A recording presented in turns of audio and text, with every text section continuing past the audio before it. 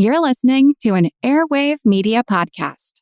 Ben Franklin's World is a production of the Omohundro Institute and is sponsored by the Colonial Williamsburg Foundation.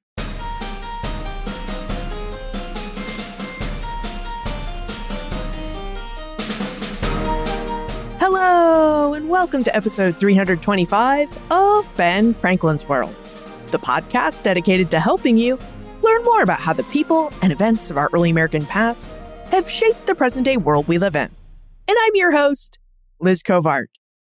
What do we know about the American Revolution?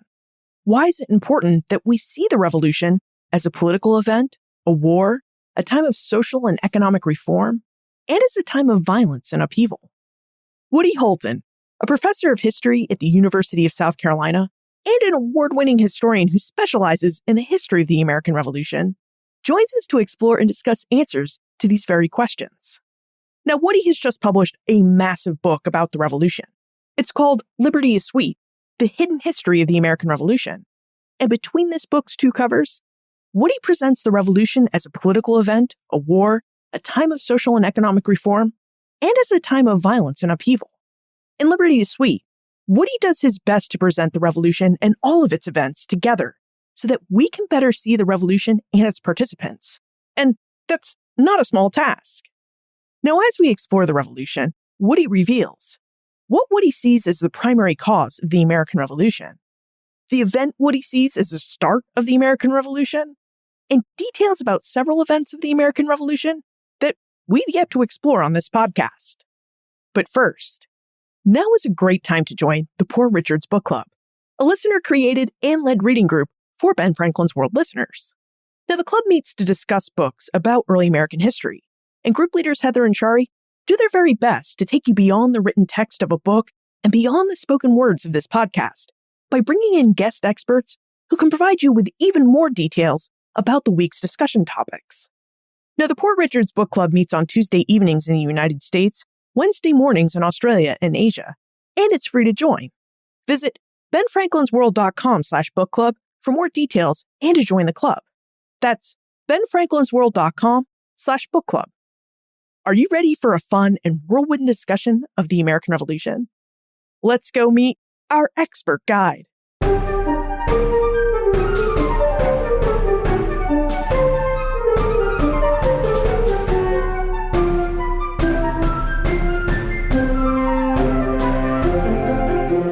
Our guest is a professor of history at the University of South Carolina. He teaches early American history and has research specialties in the American Revolution, economic history, and in the histories of African Americans, Native Americans, and women. He's an award-winning scholar who's written several books, including his most recent book, Liberty is Sweet, The Hidden History of the American Revolution. Welcome back to Ben Franklin's World, Woody Holton. Well, thanks for having me back. Well, I'm glad we can make it happen, Woody. It's been 175 episodes since we last spoke, and I just had so much fun the last time. I'm really glad we could get you back on the show.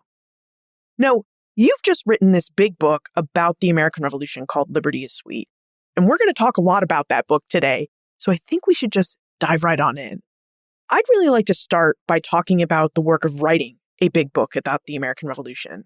You know, over the last several years, it's really seemed to be in vogue that every well-known scholar of the Revolution has decided to write a comprehensive and sweeping history of the Revolution from what they see as the start of the event to the end of the event.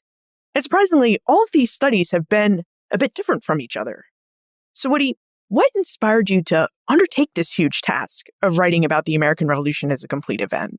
What made you want to write Liberty is Sweet? What inspired me to do it was that I thought it would be easier than it was.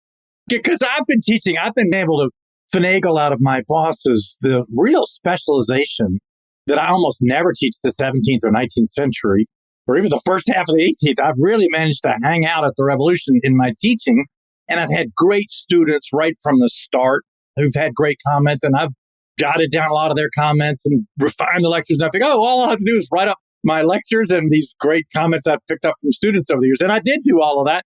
And that was a tiny, tiny portion of what I needed.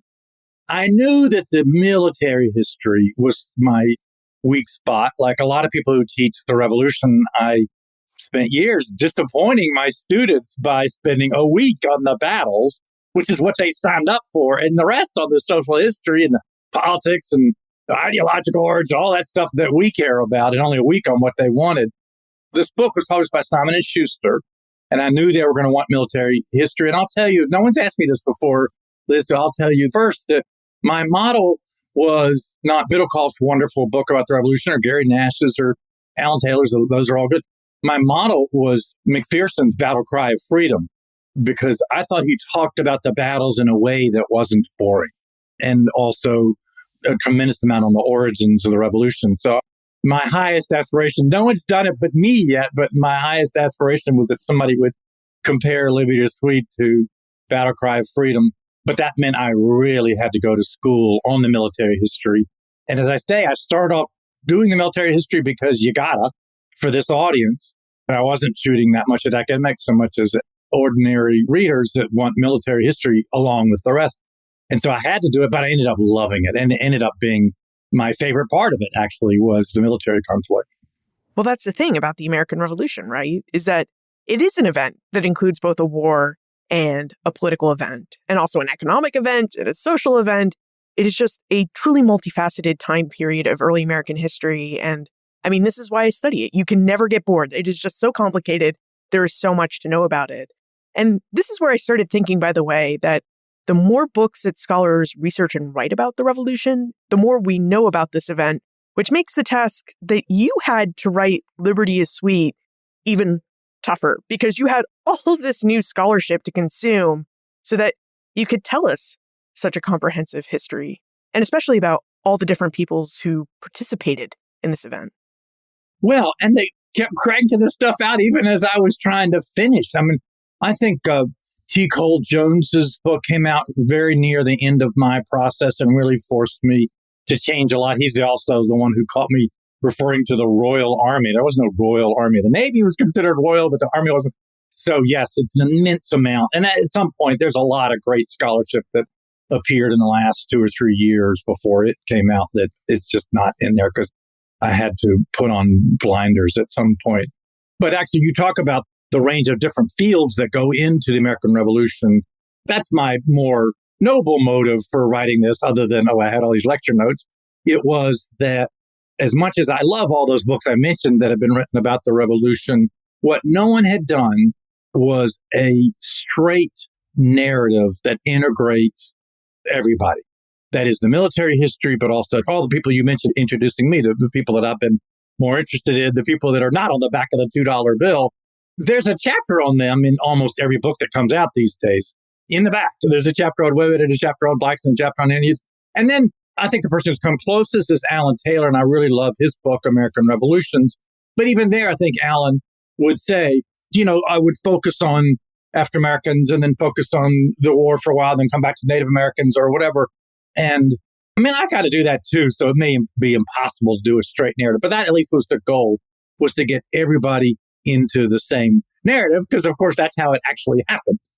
I'm glad you brought that up, your attempt to write a more inclusive narrative of the revolution, because this really leads us into the kerfuffle that took place over the summer and fall of 2021. Now, it has been said by many scholars of the neo-Whig school of historical thought, and these are the scholars who tend to see ideas and ideology about governance as being the primary cause of the American Revolution. And it was said by many neo-Whig scholars that your primary goal in Liberty is Sweet is really to claim that slavery was the primary cause of the revolution. And Woody, I was really intrigued by this, and I was looking forward to reading Liberty is Sweet with seeing how you were going to make this case.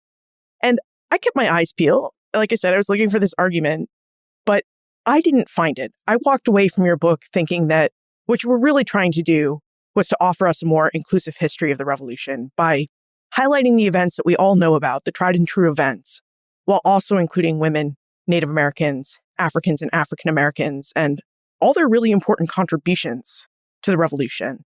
So could you speak to us about whether you think slavery was the primary cause of the revolution and about your views on what was said and debated last summer?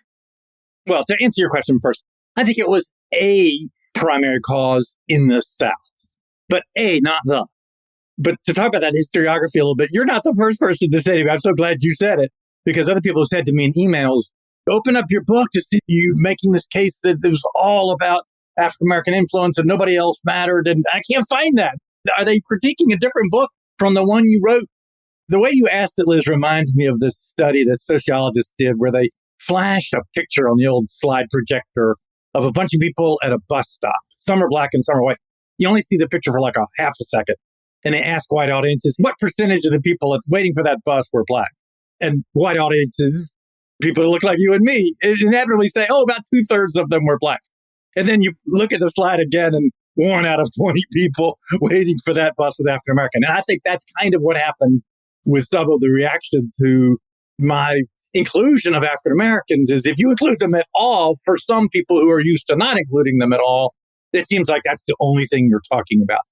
And it made me sad because Gordon Wood is a good friend of mine who I really like and admire his work, as so many others do, took it as though I was trying to tear down the founding fathers. And I don't think I did that either. I thought I was providing a balanced view of them. I do think the principles are a lot more to be revered than the people. But by the people, I don't just mean the founding fathers. I mean Liz Covart and Woody Holton, anybody who's human, who has flaws. We have flaws.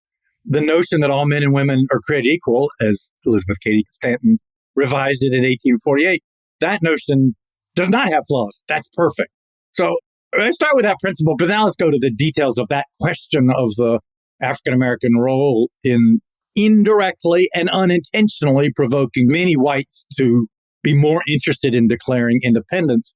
I think if you poll the people from Simon Schama, who wrote Rough Crossings, I'm sorry to say that Benjamin Quarles is no longer with us, who really started all this in 1961 with the Negro and the American Revolution, and Cass Pybus over at the University of Sydney, originally from Tasmania. Pretty wide range of scholars. Gerald Horne, who I've been reading a lot lately. Everybody who's really looked at the evidence agrees that white Americans were furious at the British for this. And I'm going to use the word that's been so controversial on Twitter and elsewhere, but it was an informal alliance. African Americans initiated with the British, and then the British in some places eagerly accepted it, not because they were anti-slavery, but because they were desperate. And so you get this alliance between the British and the blacks in some places. It infuriates whites wherever it happens. And there's hardly anybody you can name among white revolutionaries who weren't furious about that. Tom Paine hated slavery, but he also hated this alliance between the British and the blacks. So I went on Twitter eventually, and you can search for this hashtag, countdown to 1619, and I put up 76 quotes from Jefferson, Washington, Madison, Paine, Franklin, again, about anybody you can name, quotes from them saying how bad they were at the British for making this alliance with African Americans. And in many cases, also the back half of that, which is, and so therefore we have one more reason to declare independence. If white Americans were so upset and mad about an informal alliance between the British Army and African Americans, how did they respond to the fact that there were all these formal alliances between Native Americans and the British Army? Even worse. And actually, the parallels there are remarkable in that, of course, we're talking about two people of color who formed alliances with the British. As you point out, with natives, it became a formal alliance. In both cases, it was really the people of color, African Americans and later Native Americans, who initiated that alliance. The British kind of made threats and talked about it and were encouraged by the diehards back in England to make this alliance, but weren't really doing it. And Native Americans, like African Americans, really pushed it. So, for instance, I'm talking to you from Columbia, South Carolina, and not far from me was the so-called Cherokee War of 1776. That was started first by the usual atrocities by whites on the frontier against the Cherokees. But then when the Cherokees struck back, they told the British, okay, we're ready to join you and we'll attack the colonists. And the British told the Cherokees, do not attack white colonists. We're afraid that'll just make them mad. We'll tell you when it's time. To which the Cherokees said to their then informal allies, screw you, we'll attack when we want to. And they attacked. it's off topic, but I can't resist saying that one of the early battles of that Cherokee War, when the whites went to go burn Cherokee fields, one of the first battles was where Clemson University is here in South Carolina now.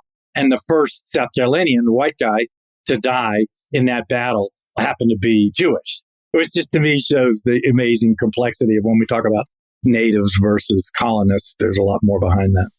Well, now that we've covered some of the ideas and motivations that caused you to write Liberty is Sweet, we should turn our attention now to another controversial issue of the American Revolution, which is when you think the American Revolution began. As you know, Woody, scholars seem to differ by degrees and for many different reasons as to the actual starting point of the revolution. And this was a topic we covered in quite depth in episode 151. But I wonder if you would tell us when you chose to start the revolution in Liberty is Sweet and why you believe in the accuracy of your starting point. When you're writing for Simon & Schuster as opposed to the University Press of X, everybody wants to try to be as novelesque as you can. So I tried to do things like suspense and develop characters and all that. But part of being novelesque is having a sort of recurring themes. And I was just stunned as I was doing the research on 1765 and 75 and 85 and 95, how much people talked about 1755, that the Battle of the Monongahela, where Braddock leads British troops out to try to capture what's now Pittsburgh from the French, but was thwarted and killed himself. His army suffered 2/3 casualties, 8 miles short of Pittsburgh, Fort Duquesne, the French called it, by a party that had some French people. The French commander was killed in the first volley, but mostly Native Americans. And so my point is that it was sort of the way the Great War, World War I, affected the next 3 generations until World War II. It was the thing that people kept coming back to, the traumatic experience. Everybody keeps referring to the Monongahela. For instance, when Washington walks in or rides into Boston on March 18th, 1776, after the British have left, he goes, man, they left behind a lot of supplies, just as many as we left behind after Braddock's expedition. It's the touchstone for so much that happened in the Revolution. So I thought it was great to have that as a recurring theme, as this thing they kept coming back to that I could keep coming back to as a touchstone. But then also, more meaningfully in terms of the causation of the revolution, I'd written an essay before arguing that the 7 Years' War, the Americans call the French and Indian War, actually made the American Revolution less likely. Wrote that about 20 years ago and have spent the whole time since then saying how wrong I was, because I now think that both the 7 Years' War and the way it ended really made the Revolutionary War almost, to use that dirty word, inevitable. We like to say nothing's inevitable. Everything's contingent. No, of course it is. But there's a lot of ways in which the 7 Years' War led to the American Revolution. And the one that I'll say most significantly is that it told Parliament, you need to change everything about your relationship with your American colonies. And so I wanted to call the first section of my book Parliament's Rebellion, because it really was not Washington and Jefferson who rebelled against Britain. It was Parliament that rebelled against the status quo of 1762, because it was the British who came out of that war furious at the colonists for smuggling enemy molasses through. That is trading with the enemy. It would be like me selling my books to Al Qaeda. Well, now, but even though the day after 9/11, Holton announces he sold 30 books to Al Qaeda. That's what they were doing, but they weren't announcing it. And so the British were mad about that. The British were mad about the colonists swiping Native American land. And again, not because the British were humanitarians and interested in Native people like anthropology, none of that. The most expensive thing that governments do is go to war. They'd nearly doubled their debt paying for the 7 Years' War. And so they were mad at the colonists for provoking this war. So they not only drew the proclamation line along the crest of the Appalachian Mountains saying colonists don't go west of there, don't provoke Indians, but they also left 10,000 troops in America, mostly to guard the colonists against the Indians, but also to guard the Indians against the colonists to try to avoid another war. And I have to give you my line here. The British said, all right, we're going to build a human wall on the western border, and we're going to make the colonists pay for it. And that was the Stamp Act. So no Native Americans, no Stamp Act. But These are all ways in which the British thought they learned a lesson from the French and Indian War, and that is the colonists have gotten out of hand. We got to get them under control. Of course, the Spanish and French were learning the same lesson. They learned by losing, and therefore we get the so-called Bourbon reforms where they cracked down on their colonies in America. But Brendan McConville really put this well for me one time. And I said, why would the British feel like they've got to reform? They don't need Bourbon reforms. They are the winners. He goes, yeah, they needed reform because they won, because they've got something worth fighting for now. So from everything you just said, I think we can safely infer that you see economics as a primary cause of the American Revolution. You were talking about taxation and paying for armies and war and increased war debt. So it sounds like your view is that a lot of the reasons why the American Revolution erupted was really due to money and economics. I do. That's not to discount ideology. One of my favorite Gordon Wood essays is called Rhetoric and Reality. And he described ideology as like a foggy window or a smoky window that distorts what you see. And we all act not on reality, but on what we think is going on. And so I completely buy that. And I think it's of most interest to historians of slavery because you could certainly see how the touchiness of the founding fathers that so many historians have written so effectively about, that their touchiness would come from seeing what real slavery looks like. A guy named Nwabweze Okoye wrote an article for the Women Quarterly in the 70s called Chattel Slavery is the Nightmare of the American Revolutionaries. And he pointed out, to start off, what everybody notices is that they're constantly saying, the British are trying to enslave us. But others had said, well, they just meant slavery in some political sense, not as in African slave trade across the Atlantic Ocean. But then what Okoye did was find all these quotes from people like Washington saying, the British want to put chains on us just like we put chains on our blacks and make us work their tobacco fields just like we make blacks work our tobacco fields. So I do think ideology was important, and studying ideology is not separate from studying the conflict between the enslavers and the 20% of Americans who were enslaved. And so that's part of my getting it all into one narrative. Okay, let's do ideology and let's do Black history at the same time, because you can't do either successfully without. I think we can see that in Liberty is Sweet, Woody is offering us a fairly comprehensive view of the American Revolution. Liberty is Sweet really weaves in the stories of economic and political unrest with the politics of navigating the world as a new nation under the Continental and Confederation Congresses. And all of these stories are, of course, interwoven with the trials and tribulations of trying to wage an 8-year-long war for independence. Now, Woody, you cover so many different aspects of the American Revolution that I'd like to ask you some questions about lesser known events and battles that we've never actually talked about on this podcast before. So here's another way that you can be new and novel by helping to introduce us to aspects of the revolution that many of us may not have considered before. I wonder if we could talk about the non-importation, non-exportation movements of the 1760s and 1770s. But first, let's take a quick moment to talk about our episode sponsors. For listeners who served or worked with the United States Marine Corps, or who may have friends and family who might have, I'd like to notify you about an available resource. From 1953 to 1987, personnel who were assigned to Marine Corps Base Camp Lejeune were potentially exposed to contaminated drinking water. Now, the Marine Corps has since partnered with health agencies to conduct scientific studies to assess impacts from these potential exposures. And they're working to keep those Marines, their families, and civilian employees informed with updates and resources available to them. If you or someone you know may have been at Camp Lejeune between 1953 and 1987, please consider registering with the Camp Lejeune Historic Drinking Water Notification Database. You can register and learn more at marines.mil/CL water. That's marines.mil/CL water. How did Black people sustain their vision for freedom through the rise of Jim Crow? In the second season of Seizing Freedom, Dr. Kadada E. Williams will join a host of artists, intellectuals, and activists to explore answers to this question. The first African-American generation after emancipation really had to grapple with the lessons passed down to them after Reconstruction. Should they turn inward and form their own institutions? Or should they continue to push for their constitutionally enshrined equality? Should they continue to remain living in the South? Or should they move to the North or West?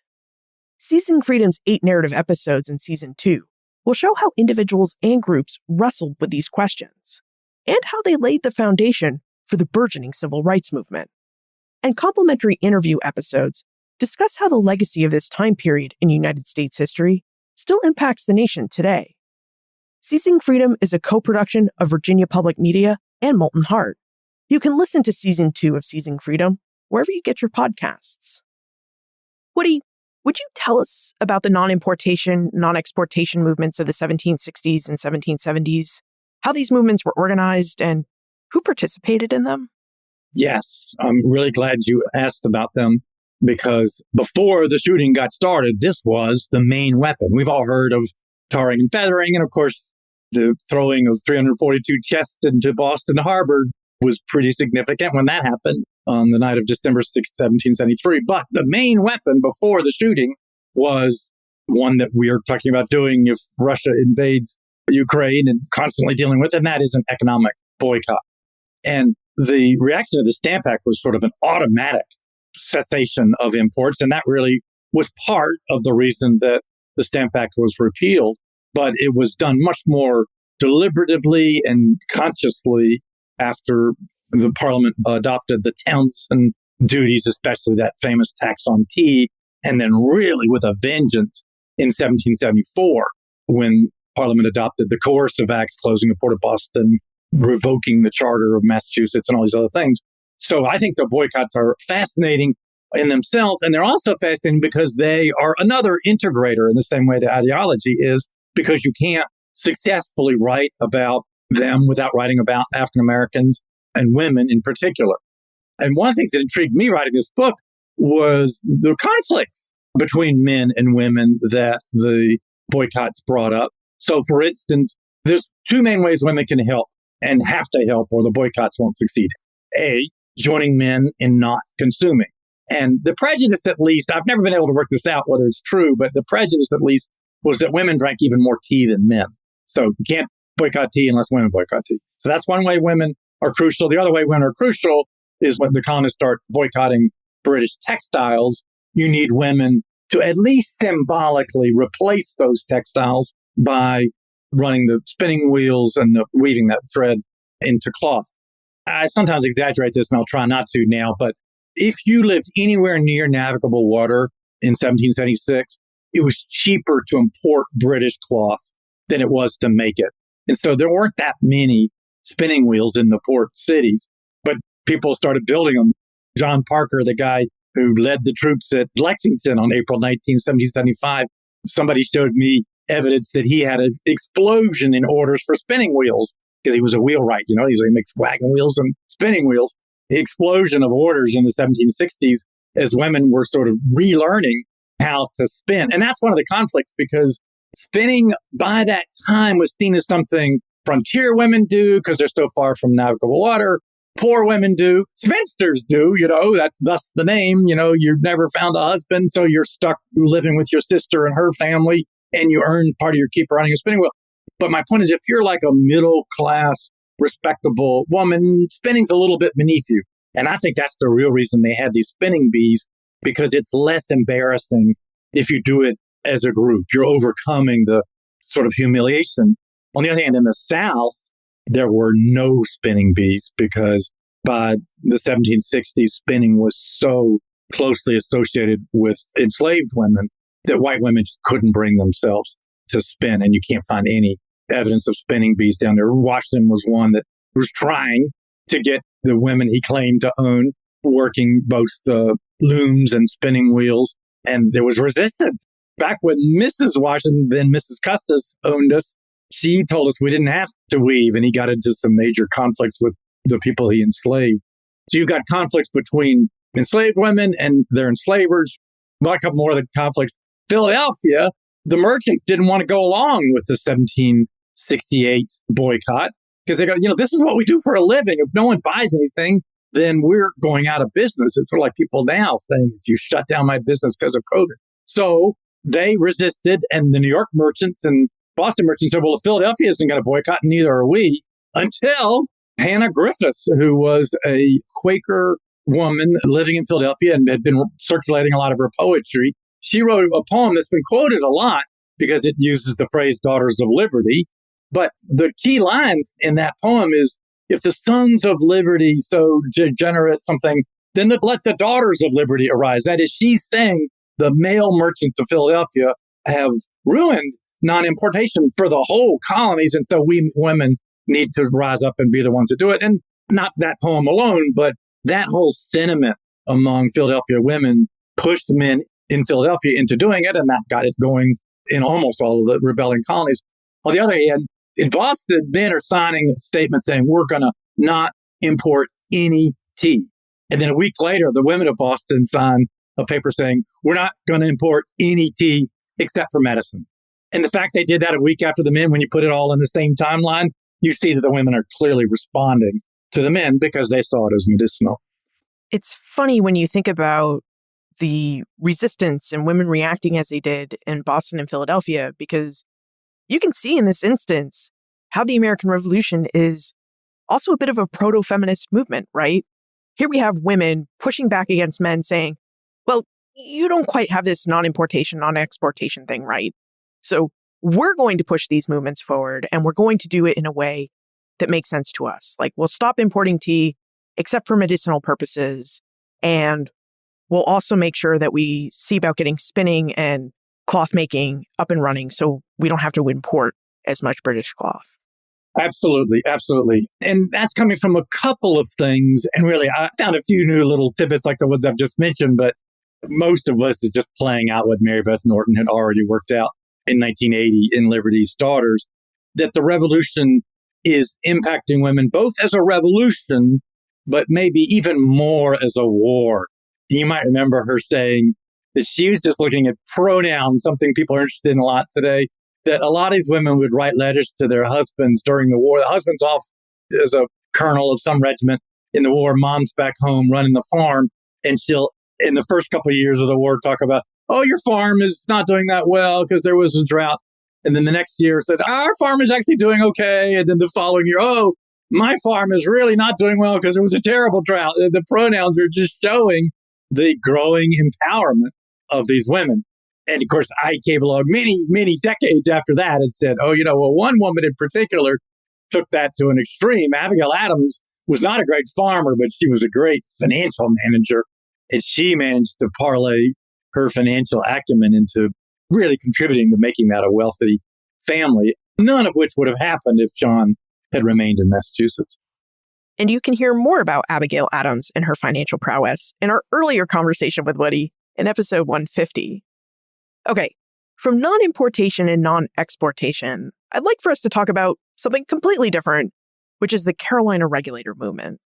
Woody, we've yet to talk about the Regulator Movement on this podcast, and since you cover this movement so well in your book, Liberty is Sweet, I wonder if you would tell us about the North Carolina Regulator Movement, which took place between 1766 and 1771. The most interesting thing for me as a South Carolinian who went to school in North Carolina is how different the North Carolina regulators were from the South Carolina regulators. Almost opposites. I think a better modern term for the South Carolina regulators would be vigilantes. Now, some of the people serving in the South Carolina regulator bands were enslaved people who, some maybe coming along with their owner or enslaver, or others just falling in with these regulator bands. But although you had them, in general, the South Carolina regulators were the establishment trying to crack down on the biggest thing they were attacking was horse thieves. And the real penman of the South Carolina regulation is the Anglican minister, Charles Woodmason, who's your classic, get off my lawn, fuddy-duddy guy, or these rancid, dirty masses. I mean, an absolute grotesque elitist. And that's kind of what the South Carolina regulators were. Although, again, they were enslaved because this colony was half enslaved. There were enslaved people on both sides of the South Carolina regulators. The North Carolina regulators, to me, are much more interesting because they really were, as Marlene Carr shows in Breaking Loose Together, really were pursuing social justice, and they'd been influenced by Quakerism. Their penman was the man named Herman Husband, who wrote a bunch of essays in 1760s and early 1770s supporting those regulators, and then would disappear with a price on his head. It took the pen name Tuskegee Death and reappeared in Pennsylvania and ended up being one of the penmen of the Whiskey Rebellion in 1794 and 5, and finally died as a result of the Whiskey Rebellion. They didn't kill him, but they put him in jail so long that he died of flu or whatever. And so the North Carolina rebels, influenced by Quaker faith and by evangelical religion, which a lot of people today associate evangelicalism with conservatism, but was more often associated then with social radicalism. So, for instance, women often played leadership roles, chairing committees and things like that in Baptist churches and to lesser extent Methodist churches. You have all these physical things that kind of scared the elite. Washing of feet, including the master washing his slaves' feet. Like Mary Magdalene tried to wash Jesus' feet. She said, no, let me wash her. And the kiss of peace. Imagine that, a kiss of peace between black and white. But, those churches, a lot of them, most of them early on were racially integrated, not non-hierarchical. And some historians have persuaded us that the first generation probably went too far in saying how gender and class and race challenging they were, but they were challenging them a little bit. So anyway, the North Carolina regulators were influenced by all of that and were battling a lot of the things that the colonists would rebel against, like taxes. And Governor Tryon, the royal governor of North Carolina in 1771, led an army out to the backcountry and fought a battle. I want to say July of 1781 at the Alamance Creek, but it was not a foretelling of the American Revolution in that it's not like it was loyalists on one side and future patriots on the other side, because there were lots of patriots, elite patriots on Governor Tryon's side, because they were the lawyers and the land speculators against whom the farmers were rebelling. So when we look at the North Carolina regulator movement, how should we place it within our general framework of the lead up to the American War for Independence? Oh, I think it all comes back to what Carl Becker said in 1909. This was a struggle for home rule, and we don't want to downplay that. Half my book is the battles of the Revolution against the British. Although even in that part of it, there's internal conflicts going on as well. Mutinies by the Continental Army, desertions, and so forth and so on. But to quote Becker, it was a struggle for home rule, as we all learned from our elementary school textbooks, but it was also a struggle over who should rule at home or who would rule at home. And the only thing that we can revise, he said that back in 1909, the only thing we would revise is not a struggle over who should rule at home, but many, many struggles, and some of which we've been talking about. Now, the Gaspee Affair of 1772. This is an event that is well known in Rhode Island, but once you leave the Ocean State, knowledge about this event actually turns out to be pretty limited. Woody, would you tell us about the Gaspee Affair in June 1772? Yeah, I had to kind of fight my editor for my version of the Gaspee Affair because it's so jarring the way I went about it. And I admit it's jarring, but I wanted to jar people because the way I described it was there is a Coast Guard cutter stationed off of Providence, Rhode Island, and a bunch of people from Providence get in, their motorboats and motor out to this Coast Guard cutter and take it over and burn it. Out of all the shocking things we've seen in the last 4 years or so, that would be pretty darn shocking if Americans attacked one of our own Navy ships. And so I can see you through the computer looking quizzical. What are you talking about? That's the point. That's exactly what they did. These were British subjects who in 1772 found out that a British Coast Guard cutter that is in charge of cracking down on smugglers had run aground. And, rather than do what you would expect somebody to do, this is your Navy, go out and help them wait for high tide and help them tow it off or get it off the sandbar. They went out and they shot the captain in the groin. Didn't kill anybody, fortunately, I think, for them because of consequences, but got the crew off and then burned the ship to the hull. And I think it's a reminder of how much, from Pennsylvania on up, how much the battle over molasses smuggling was central to the American Revolution, because that's what that ship was doing, was catching people smuggling in Spanish molasses from Cuba. Of course, it's all slave-grown molasses. French-grown molasses from places like Guadeloupe, Saint-Domingue, which became Haiti, and so forth. But to finish that story of Gaspé, that was in 1772, and the British started saying, okay, they burned up their own country's Navy ship to the water level, and nobody was punished. And so the British started talking about bringing people to England for trial. And then Parliament made that official the following year. That really fed into the coercive acts, which really got the revolution to a whole new radical stage. But since you mentioned the Gaspé affair, I also got to mention, and you were noticing, I think you're correct. I'm not telling the whole story. I'm doing my best, but I do focus on economics. I want to talk about the economic origins of the Boston Massacre, because why were those troops quartered in Boston? They were quartered in people's houses. That never happened. The quartering acts didn't do that. But they were there, right there in the town. And why were they in the town? Because British officials in the town had asked for them. And why they asked for them?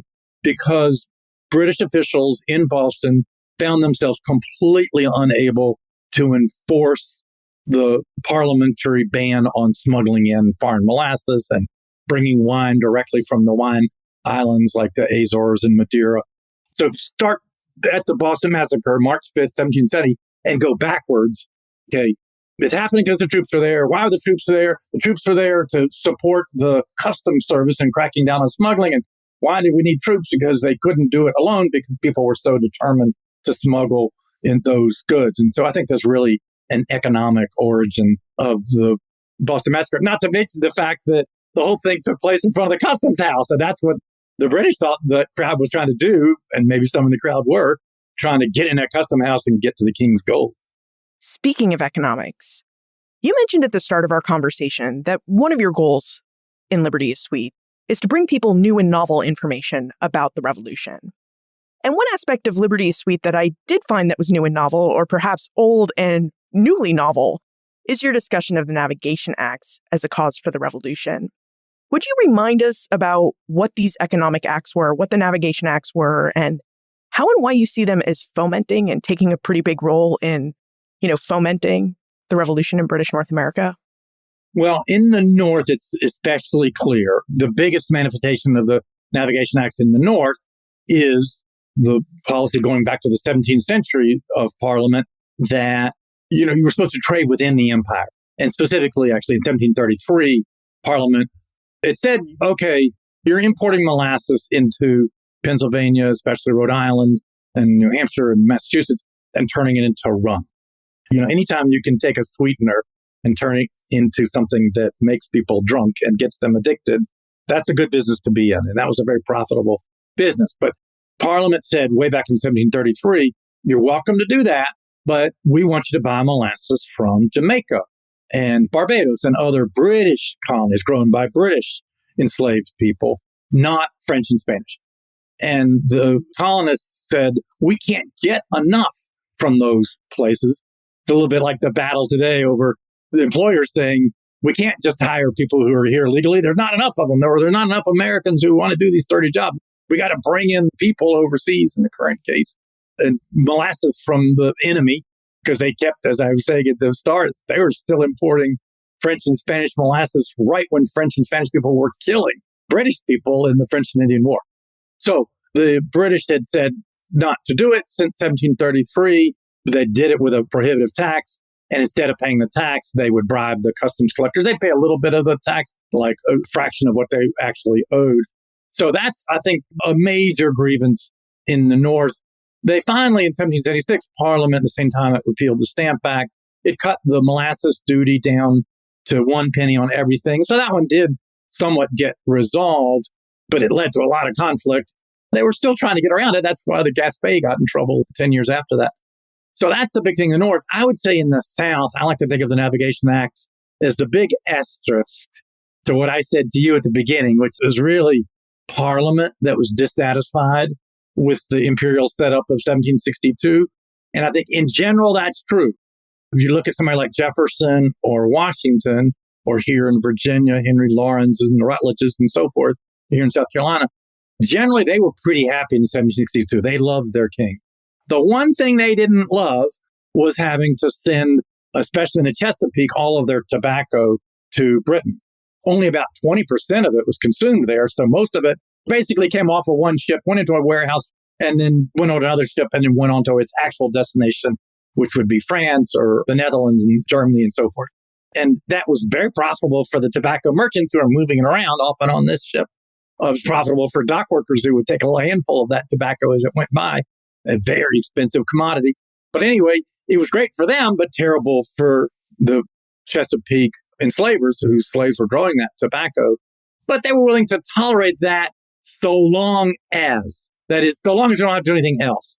But when the British came and said, we're going to levy stamp tax on you and a tea tax on you and all these other things in addition, that's when the colonists said, in essence, the old expression about the straw that breaks the camel's back, we are already groaning under the burden of the Navigation Acts. And we're happy to do that. Or we'd be happy to pay your taxes, but not both. You decide. They wouldn't technically pay taxes. They'd pay a contribution every year in a quota system. They were serious about the principle. Here's where I do believe in the ideology. They were serious about the principle of no taxation without representation, but they could have worked it out by taxing themselves and sending a bunch of money over to Parliament. Jefferson said as late as 1775, that would be great. We'd love to pay money to Parliament as long as we can do it in a constitutional way. But here's the important but, only if you repeal the Navigation Acts. And in fact, he said that would be better. So here's my point. The textbooks, they often mention the Navigation Acts back when they were adopted in the 1600s, but they're not part of the story of the Revolution. But here's why I think they should be, because Jefferson made it clear that he found the Navigation Acts to be a bigger burden than having to contribute to the upkeep of the British Empire. He would rather contribute and get free of Navigation Acts. So one of the lines in Declaration of Independence, right along the reference to the merciless Indian savages and the domestic insurrections, which is slaves, one of the lines in the Declaration of Independence is about Parliament impairing our free trade with all the world. They wanted free trade with all the world, and they hadn't had it. In New England, they'd had it until 1763 because that 1733 law wasn't really enforced until 1763 when Parliament cracked down. In the Chesapeake colonies, that monopoly, there was a little bit of smuggling, but nothing like in the molasses area. That had been a pretty airtight ban on trading with the enemy in tobacco. They hated it. They were willing to tolerate it so long as they didn't have to pay taxes as well. Now, Woody covers the politics of the Revolution in great detail in his book, Liberty is Sweet. But we're actually going to jump over the political happenings of the Revolution so that we can discuss the other strength of Woody's book, which is the military history of the Revolution. Now, many comprehensive histories of the American Revolution tend to divide the War for Independence into two phases. A northern phase that scholars date usually between the battles of Lexington and Concord in April of 1775 and 1778, just after the French entered the War for Independence. And then they see a southern phase, which begins in 1778 and ends with the Battle of Yorktown in 1781. I never really thought about this division in the war, this division into two phases, until I read Liberty is Sweet. And now I wonder if you could tell us why historians do this. Because if you look at the war as a whole and you consider everybody's strategies, this seemingly artificial division that historians create to tell the story of the Revolution really seems to be at odds with at least the British strategy in waging this war. It certainly is at odds with British strategy. I totally agree. The British, for instance, tried to attack Charleston, South Carolina in 1776. And they were back as early as 1778. They captured Savannah, Georgia, and then tried Charleston in 1779 and finally got it in 1780. So for them, it would be weird to talk about a Southern versus Northern phase because they were always interested in the South. I think the reason historians, it's just simpler because it's so hard to talk about two theaters at once. You end up skipping around, as I do in my book, the only way I could do it. But I think the reason historians like to talk about two phases is they're following the Continental Army. And this is I think a longstanding prejudice. Interestingly, it's not always been the prejudice. The historians used to think, the militia won the war. We don't care about these Continental Army guys because they didn't like standing armies. And they wanted to think the militia won the war single-handedly. That's certainly not true. But it's also not true that the Continental Army won the war single-handedly. And so, for instance, I think the turning point battle of the Revolutionary War I think we all agree that it took place in the South, but many people will say it was Daniel Morgan's victory at Cowpens, January 17th, 1781. But really, I think it was the Americans' victory at Kings Mountain, not far from there, on October 7th, 1780. That is 3 months earlier. And what's important is there were no Continental officers at Cowpens. That was all militia. And so I think part of that prejudice in favor of the northern phase and the southern phase is a prejudice in favor of the Continental Army. But it's clear the militia were crucially engaged throughout the war. You know, you could argue that the first person to die as a result of the Revolutionary War, of course, we've got Crispus Attucks and Christopher Snyder back in 1770. But if you talk about the war, the first person to die was a man named George, who was executed in South Carolina early in 1775 for trying to organize blacks to support the British when they would arrive. And of course, Thomas Jeremiah was a free black pilot who was executed here in South Carolina that following summer. So that's being done by the militia and the slave patrol. And the militia were also fighting loyalists in 1775 here in South Carolina and fighting Native Americans, as I said. So yeah, the war happened in the South. It happened every single year right up till 1782, when I like to point out that the last battle of the Revolutionary War in which Continental soldiers died took place near Charleston.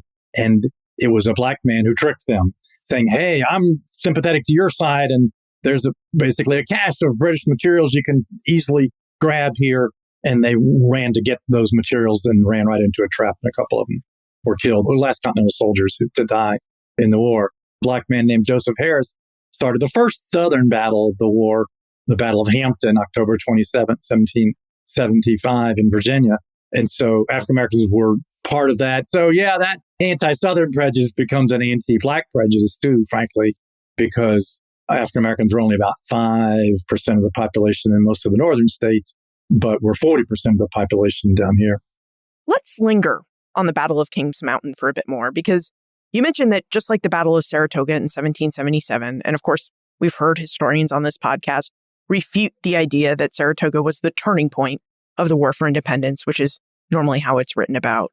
But you see Kings Mountain and the Battle of Kings Mountain as being a big turning point in the war. And you know, Woody, maybe this is just my northern upbringing and prejudice, you know, born and bred in New England, and I wrote my dissertation on early New York. But it wasn't until I read Liberty is Sweet that I'd ever heard of Kings Mountain as being a sort of turning point in the war. So would you tell us more about the Battle of Kings Mountain and how you view it as being a turning point in the American fight for independence? Okay, well, first on the battle itself, what's interesting about it for me was that, A, there was no general there. And not on the British side as well. In fact, the only British officer there was their commander, who I think was a lieutenant colonel. And so it's really loyalists versus patriot militia in that battle. So that's one interesting thing about it. And then the even more exciting thing to me about Kings Mountain was that the crucial element in the American strategy that caused them to win that battle so decisively was retreat.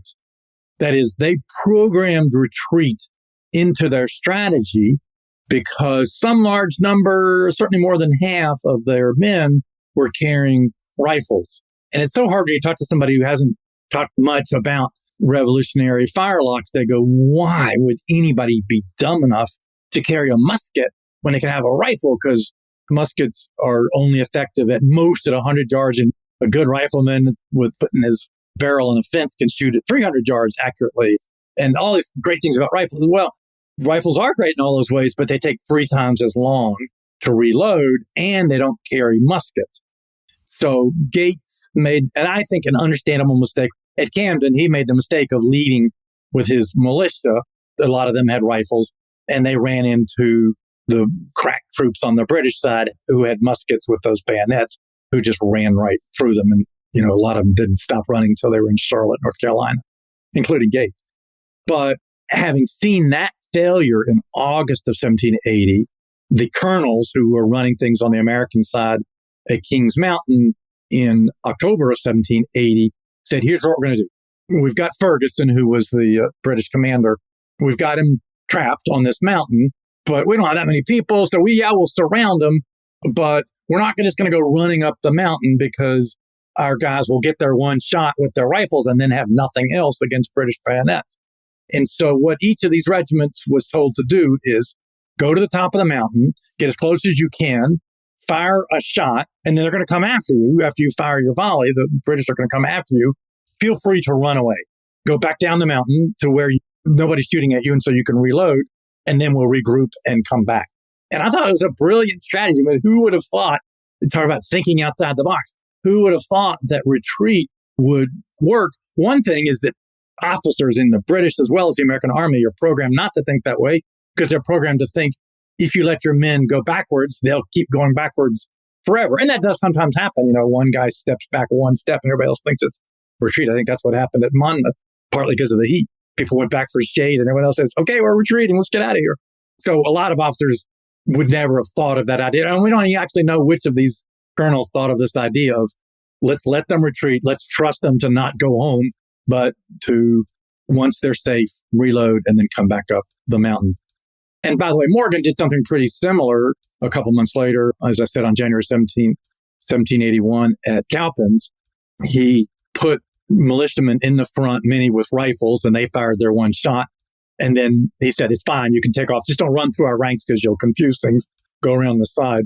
And that's a little bit misrepresented. It's one of the more accurate things, I'll put it that way, in Mel Gibson's movie, The Patriot. It wasn't intended as a surprise that there were other troops there, but they were there. Militiamen were out front with their rifles to soften the British up. And then the British had to deal with the other militiamen as well as the Continental regulars. But anyway, that's a little bit about the strategy. As for the significance of it, Cornwallis decided after Cowpens to not do his main thing, which was, okay, we've conquered South Carolina. Now we're going to move into North Carolina. He fell back to Winnsboro, South Carolina, and then got into the problems that he got into. He lost almost half his army at Cowpens. And that's really, I'm going to use that word I shouldn't use, inevitable again, but it weakened Cornwallis's army so that it never did anything more significant. The next significant thing it did was lose on October 17, 1781 at Yorktown. When I read military histories, and it isn't often, but it does happen, my experience is that they really cover battles and tactics. So by the time I finish reading one of these books, I know who the participants were, when, where, why, and how they moved across the battlefield. I know about their different fortifications. I know about the artillery and the weapons they used. But these histories fall short of really telling you how these battles impacted people and life on the home front. And this is where I think Liberty is Sweet really shines, Woody, is that in Liberty is Sweet, you really tell us how the war for American independence impacted people on the home front. So would you provide us a bit of an overview of what the war for independence meant for people who experienced this war on the home front? Yes. Let me bridge the gap from battles to home front by saying how many people who we think of as being figures of the home front were in the battles or very near the battles. And I'm thinking particularly about women. I have a grad student who's writing an amazing thesis about this, which I wish she'd written a little bit earlier so I could have stolen it for my book. But she has, for instance, been pointing out to me how laundresses saved lives. And that is after George Washington in March of 1777 got the army inoculated against smallpox.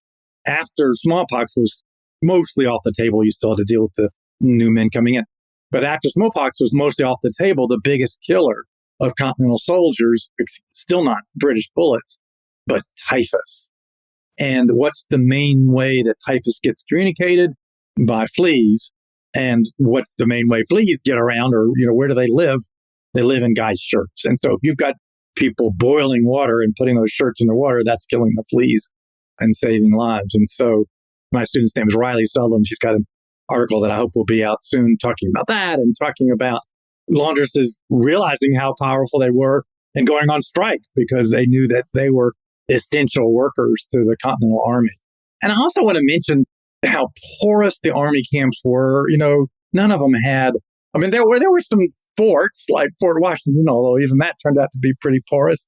But most of them had no walls around them, maybe an entrenchment. But my point is women were constantly circulating in and out of the army camps.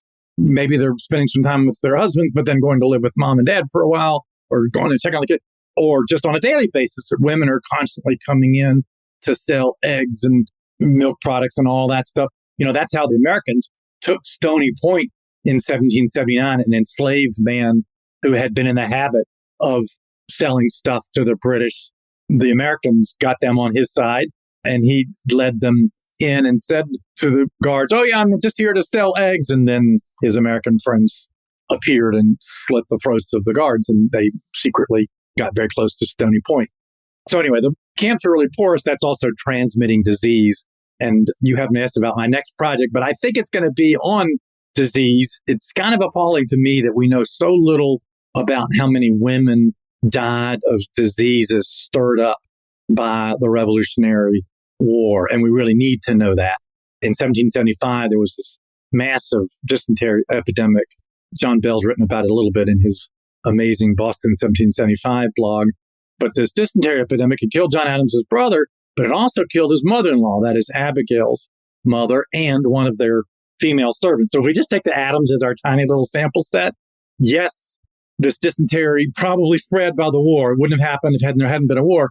Yes, this dysentery epidemic kills the guy, Elihu Adams, who's serving with the Continental Army outside Boston.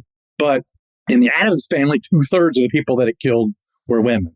And I think based on other little things, you may remember Mary Fish Noyes, the hero of the wonderful book about Joy and Richard Buell, Way of Duty. She nearly died of that same dysentery epidemic. I think, and Doug Winiarski tells me the numbers are there to make some kind of estimate. How many thousands of women, and numbers are there for New England where they wrote down everything your ancestors did. We can calculate how many women died, not just during the war, because people die all the time, but surplus death, excess death because of the war. But talking about the home front, we talked about this a little bit, how women are faced with the challenge of running the farm. You mean their farm? Yeah, exactly. What did I say? I hope I didn't say their husbands. I said the farm. I was being neutral, but you're right. It was their farm. I stand corrected. Lucy Knox wrote Henry Knox, who was commander of artillery. She's like, I hope you're going to find out when you get home, quote, there is such thing as equal command. And that is a really significant thing. I think the war had a much bigger impact on women as a war than as a revolution. I mean, you even see it, the Confederacy. Nothing could be more retrograde than that. But, there's a certain number of women who come out, certainly tons of enslaved women during the Civil War and Northern women, but even Confederate women, they're forced to. The famous bread rioters in Richmond in 1863, for instance. And by the way, I have lots of examples of that. My friend Abigail Adams noted in 1777 a coffee riot in which this man who'd been hoarding coffee, waiting for prices to go up because of all the wartime shortages, and a bunch of women attacked him and took his coffee. And she said, we hear they even spanked him. So there was a little hanky-panky going on there. And the way she describes it, these women were just caffeine-aholics. But another person reporting on that same Boston coffee riot of 1777 pointed out that these weren't just women wanting coffee. These were women who wanted coffee to sell because they were merchants and they needed to satisfy their customers, or their customers would go somewhere else. And so that's why they wanted that coffee. And again, something that wouldn't have happened if it hadn't been for a major crisis like the war. Woody, now that Liberty is Sweet is out in the world and people are reading it, do you think you've achieved your goals with this book? Do you think that more people are now aware of the hidden history or histories of the American Revolution? Those histories being the many different roles that everyday people performed in the war, in the politics, and keeping the home front alive during the revolution. The one thing that I'm feeling really good about, so I tweet at Woody Holton USC, although we call ourselves US of C now, but I'm just old school, Woody Holton USC. And I'm hearing from a lot of high school teachers who have gotten a copy of it. And I don't think they're going to be assigning it. I don't think many college teachers are going to sign it. It's 600 pages, but they're reading it themselves. And I think it's going to affect the lesson plans of some of those teachers. And that's the thing I'm most excited about. And now it's time for the Time Warp. This is a fun segment of the show where we ask you a hypothetical history question about what might have happened if something had occurred differently or if someone had acted differently.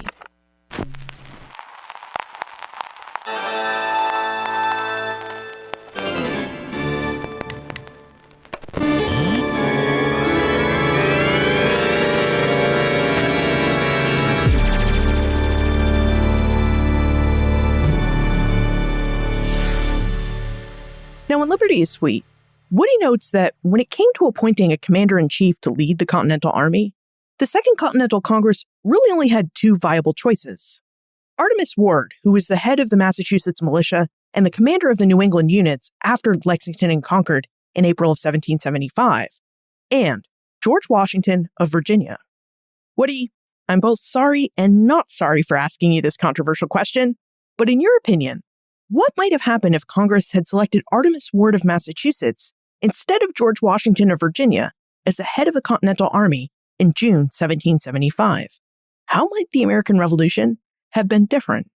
I've been fearing the time warp question, but I love this particular time warp question because I'm going to give you a controversial answer. At least for the next year or so, as you know, Washington took over the Army, the newly created Continental Army, on July 3rd, 1775. And that, at least for that first year, it would have gone better if Artemus Ward had been running it for several reasons. Reason number one, Artemus Ward himself was a New Englander, and that's where most of the troops were from. Not quite all. They just sent a few riflemen up from Western Pennsylvania and Virginia and Maryland. But most of them were New Englanders, and so they knew him. You probably also know, Liz, that Washington really looked down. He sees an officer shaving one of his men because the guy had been a barber. That's what he does. He described even the officers as dirty. I mean, really, it's almost kind of racist language against his fellow white people because they were from New England. And New England and Virginia were just, as they said at the time, different countries. That's what Washington meant when they said country. So A, Ward was of the region.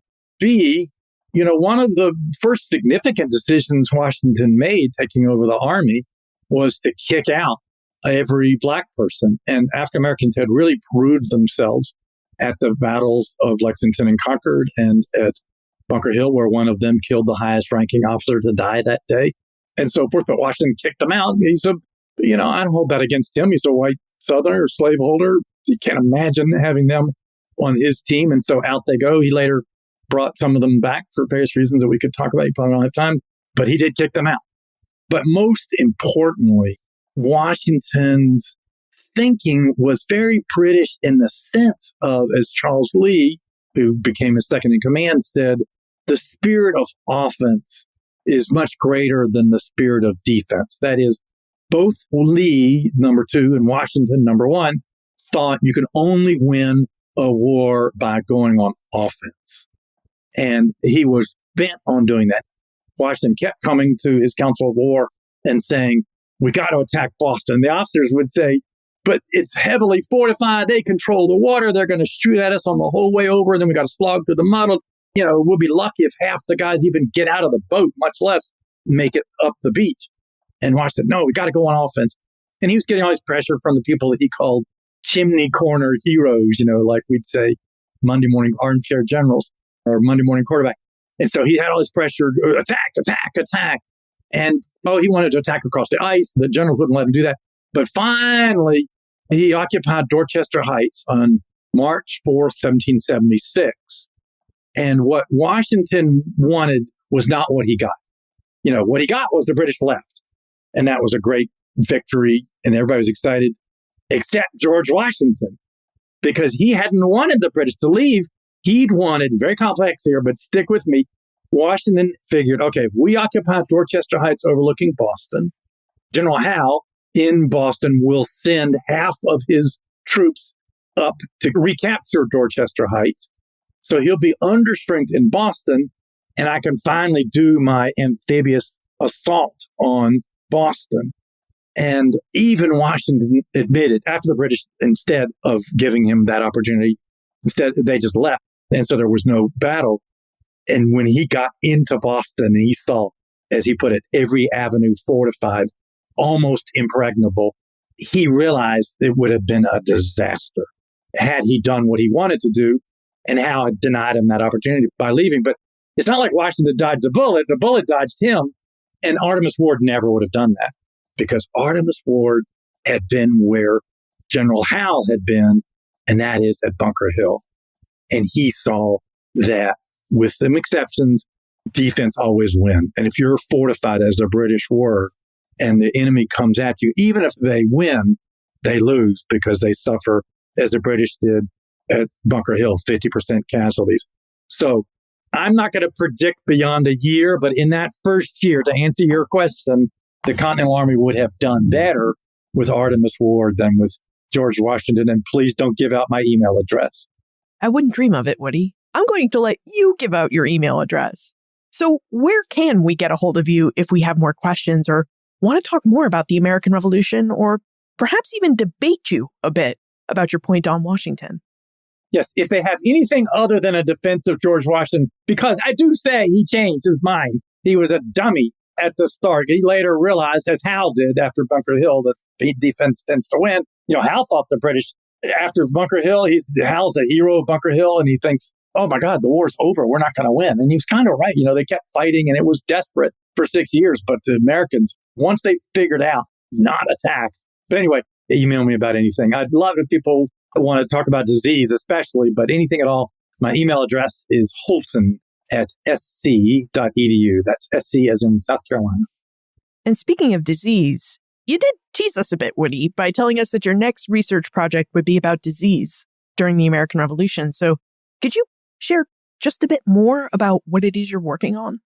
Yes. This is inspired by recent research that elevated the number of Americans who died in the Civil War from 670,000 before to 750,000 now. And what that author did was stop trying to add up casualty counts, because, of course, most of the casualties are to disease, not bullets. Instead, he just compared census cohorts, how many guys were alive in 1860 and should have been alive in 1870 and weren't. And you got to break it down by cohort, because, of course, if you're 80 in 1860, you're not supposed to be alive in 1870. So he figured it out, and that's how he got to 750,000, but was quite candid about the fact that that was all guys. So far as we know, 0 women died in the Civil War as a result of the Civil War, either by a stray bullet or much more commonly by disease. So far as I know, and here's where I would love to get an email from somebody if they can find it, but as far as I've been able to tell, there's never been a single estimate for either of those wars of how many women died as a result of the war. That is, by diseases that were stirred up by the war. And of course, it's a very hard thing to do, because women, like men, die of the tropical diseases like yellow fever and malaria, as well as influenza and dysentery and all that other stuff. They die every year anyway. So you'd have to kind of get a normal year, establish a baseline from the 1760s of how many people are dying of those diseases per 1,000 population, and then see what it becomes during the war for both men and women. And then this will be the iffy part that people will question. I think it can only be done in New England, because those Puritan ministers wrote down everything. Doug Winiarski says that a lot of them not only wrote down every single death, but often why people died. And so I think it's possible. I'm busy hawking the first book, and so I haven't really gotten into this, but I'm excited to look it over. Woody Holton, thank you for rejoining us and for helping us explore and better understand the American Revolution. We had fun on our whirlwind tour of the Revolution, I think. We didn't get everywhere, but we got to a lot of places, didn't we? So, Liz, I really appreciated hearing so many interesting questions, especially that zinger at the end about Artemus Ward. I appreciated that. The American Revolution was a multifaceted event that included the participation of a large number of people. As Woody just related, people who we would not normally consider as participants in 18th century politics or military actions actually participated in the American Revolution's politics and military actions. For example, elite women like Mercy Otis Warren, Abigail Adams, and Hannah Griffiths wrote about their ideas when it came to politics. The poetry of Hannah Griffiths of Pennsylvania even encouraged other women, regardless of their social and economic status, to participate in the revolution by joining spinning bees and doing the work necessary to ensure economic protests, such as the non-importation, non-exportation movements, were successful. Women also kept the war efforts going as they cooked, cleaned, and provided nursing and laundry skills to both the British and American armies. Now, although laundry may not seem as an essential task to keeping an army in fighting condition, Woody mentioned new research that actually shows that it was, in fact, a vital task to keeping the armies healthy enough to fight. African Americans also did their part to help both armies win the war. Freeing enslaved African Americans joined military companies in New England and elsewhere, and fought at important battles like Bunker Hill. They also questioned and pointed out the hypocrisy of the revolutionaries' principles of freedom and equality, while at the same time they enslaved hundreds of thousands of people. So many African Americans also voted with their feet. Thousands of enslaved African Americans took Lord Dunmore and Sir Henry Clinton up on their offers of freedom by running away from their enslavers and self-emancipating, which in turn greatly hampered the work of military supply and economic trade. Now, for their part, Native Americans joined all sides of the military conflict and remained neutral. They based their decisions on what they saw as the best course of action for their economic and political needs. Now, although Woody did not say this explicitly in our conversation, the hidden history of the American Revolution is that everyday people from all walks of life participated in the American Revolution. The revolution wasn't just a movement precipitated and led by elite white men. It was led and made possible mostly by everyday people, men and women, from all walks of life and from many different cultural, racial, and ethnic backgrounds. You'll find more information about Woody, his book, Liberty is Sweet, plus notes and links for all the books and historians Woody mentioned in our conversation on the show notes page, benfranklinsworld.com/325. Friends tell friends about their favorite podcasts. If you enjoy Ben Franklin's World, please tell your friends and family about it. This episode of Ben Franklin's World is supported by an American Rescue Plan grant to the Omohundro Institute from the National Endowment for the Humanities. Production assistance for this podcast comes from the Omohundro Institute's digital audio team: Joseph Edelman, Jessica Brabble, Martha Howard, and Holly White. Breakmaster Cylinder composed our custom theme music. This podcast is part of the Airwave Media Podcast Network. To discover and listen to their other podcasts, visit airwavemedia.com. Finally, what other events of the American Revolution do you think we should explore on this podcast? There are so many events and avenues that we could explore and highlight, so let me know what you think. Liz at benfranklinsworld.com. Ben Franklin's World is a production of the Omohundro Institute and is sponsored by the Colonial Williamsburg Foundation.